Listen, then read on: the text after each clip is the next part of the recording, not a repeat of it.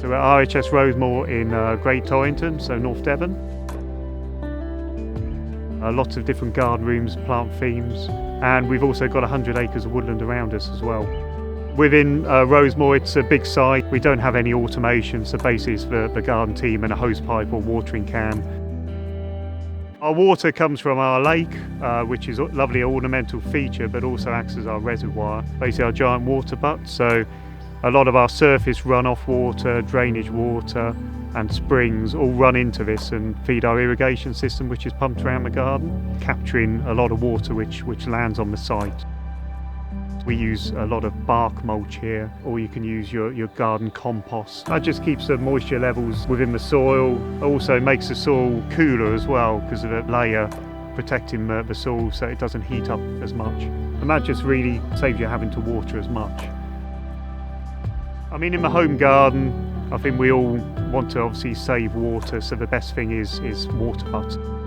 Capture that water over the wetter seasons, and then hopefully if you have enough you can obviously use those during the drier seasons.